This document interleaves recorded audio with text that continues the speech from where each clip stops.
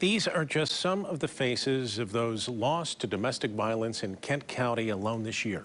10 deaths in all, including 4 children.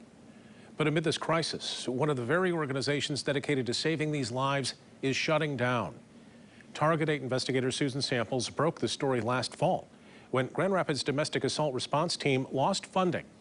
She's here tonight with an update. Susan? The Domestic Assault Response Team, known as DART, responded to police calls to connect domestic violence survivors with services. Last year, when Target 8 reported the state had cut DART's grant funding, the city of Grand Rapids stepped in with temporary funds, but that money has now run out, and that program is shutting down just as survivors need it most.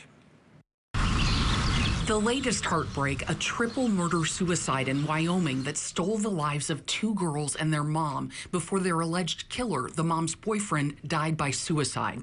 Already this year, Kent County-wide, at least 10 domestic violence deaths. That appears to be double the total number for all of last year and the year before.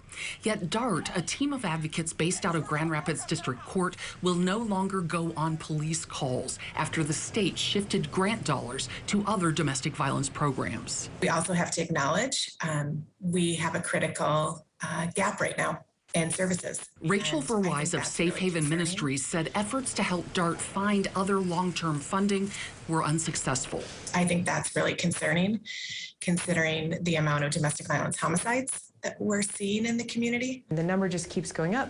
Rachel Westman, who prosecutes domestic assaults and murders for Kent County, says there's speculation the effect of COVID quarantine is catching up. Prolonged isolation, close quarters with family, limited access to mental health treatment. Westman also says domestic violence is often hidden, and it's not uncommon for murder to be the first and last sign of trouble. It's one of those things that I think is sort of kept in the household. It's not brought to the public eye. The parents of 24-year-old Marissa Valdez had no idea their beloved daughter was in danger before police say her boyfriend shot her 9 times last fall during an argument in their home on Grand Rapids Northeast Side.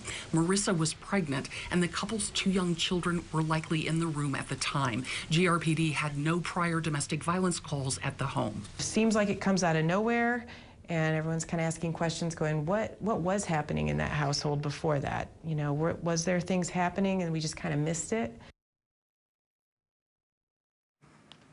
Advocates say domestic violence survivors do not always reach out for help because they fear retribution. Who will protect them and their children from the abuser?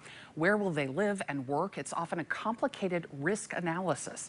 If you or someone you know needs help making a long-term exit plan, there are several 24/7 hotlines on your screen right now that can offer guidance. Safe Haven and YWCA among them. Those numbers are also inside this story at woodtv.com.